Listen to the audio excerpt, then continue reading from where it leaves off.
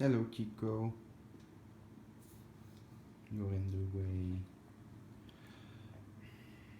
Sword balance, for instance, with this sword, is not only simply measured by holding the sword like this and hoping it balances out on your finger, although it is a good way to indicate to what a sword is more balanced towards to, like for my sword, because the balance is very close to the cross guard, it's better for aiming like this and then stabbing. It goes much easier than, say, if instead of the point of balance being here or all the way over here, then the weight of the sword would be more shifted forwards. And that means that if you hit, you will build much more momentum in your sword. But I like stabbing, so it's more towards this point. But that's not what balance is all about.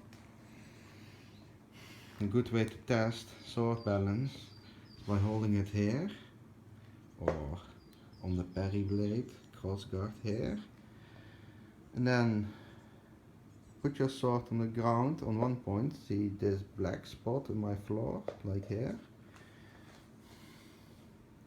Yes, Chico. It's very nice, isn't it?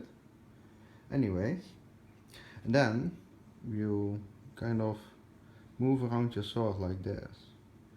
Now, of course, the blade point is going to veer off the point because I'm not moving it well with my arm. But if you look well when I am moving my sword, the point always has is always inclined to stay exactly where it is. So if I would make a perfect circle with my arms, it would stay on the very same point than when holding it still. So if I would make a perfect circle without doing this or this during doing this, then the point will stay always at the same space. If a sword is not balanced well and I do this, then the point will also do this. But it is inclined to stay in the middle. And my sword does this very well. Also, when you hold it by the pommel and you do the same thing, you will notice that at two different points in the sword, the rotation will be kind of halted. In my sword's case, or whether it should be with all swords,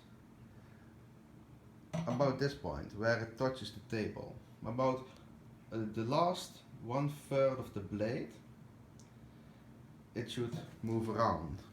Why is this? Because it holds much of the force when you hit.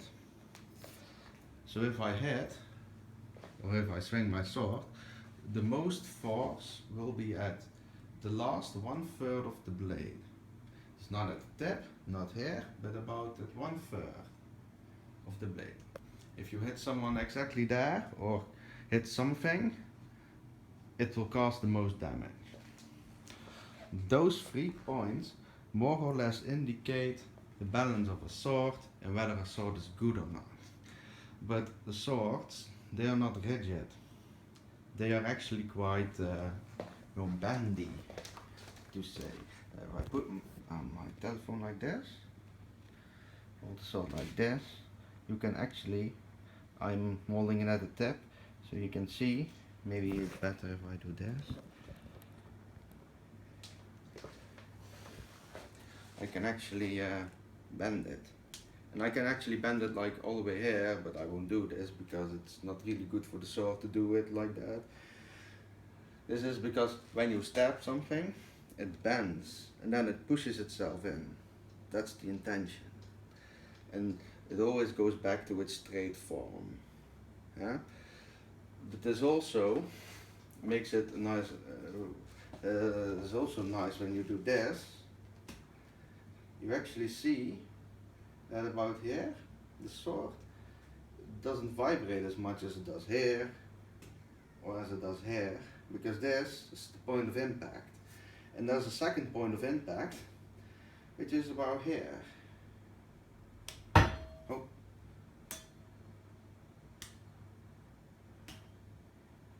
On the handle. And why is this? And why is this good? This is because every time when you hit, it vibrates for your arm. And after a while, the vibrations, it really causes an impact on strain. So if you hold your hand on the point of the blade where it doesn't do this as much, it causes much less strain. And these are all things, these are all points that will determine whether the sword is actually good or not.